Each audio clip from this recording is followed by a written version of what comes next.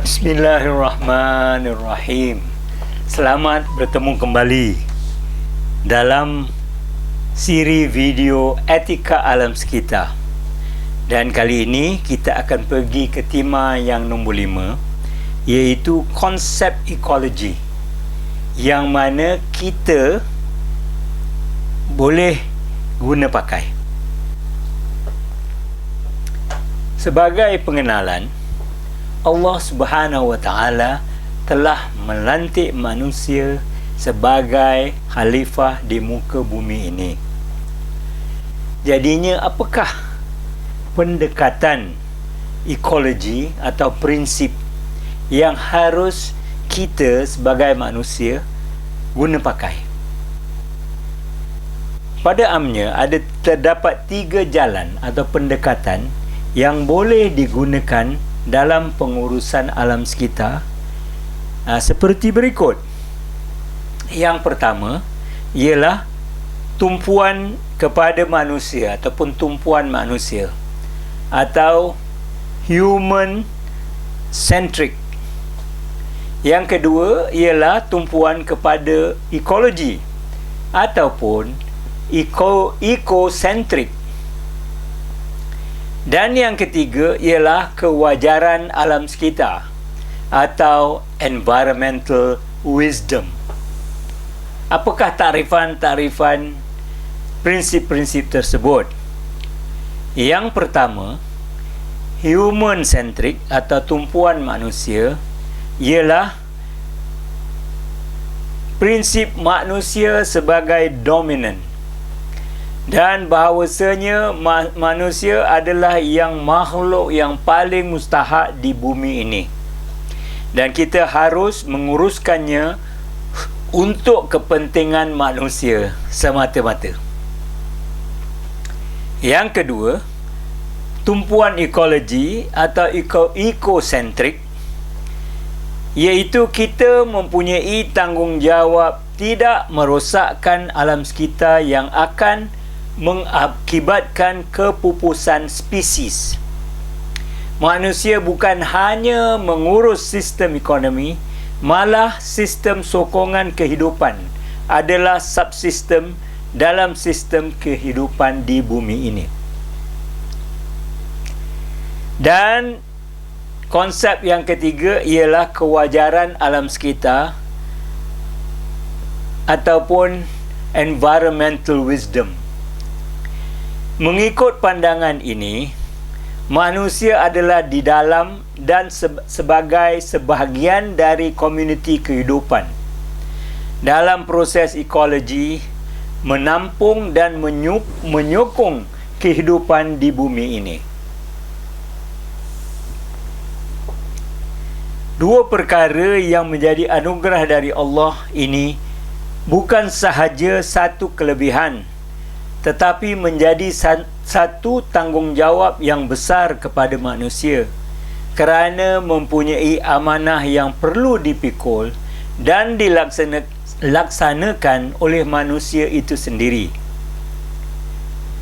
Apabila berbicara mengenai hubungan manusia dan alam, sudah semestinya mempunyai hubung kait yang rapat.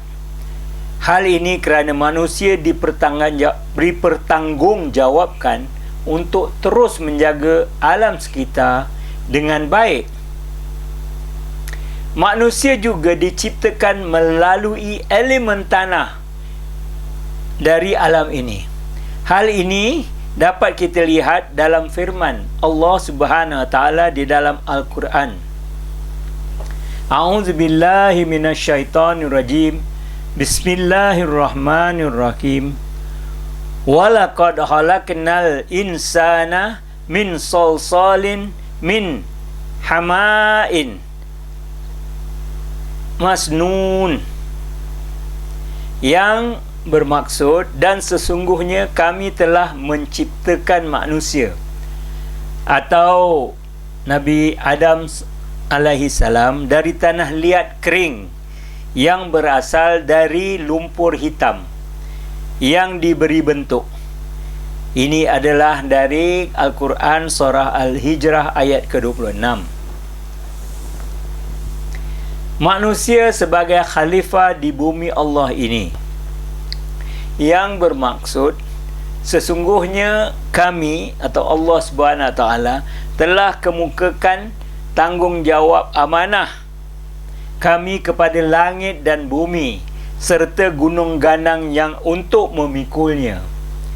Maka mereka enggan mengikulnya dan bimbang tidak dapat menyampurnakan kerana tidak ada pada mereka persediaan untuk memikulnya. Dan dipikullah amanat ini oleh manusia. Sesungguhnya manusia itu amat zalim dan amat bodoh. Daripada Quran surah Al-Ahzab ayat ke-72.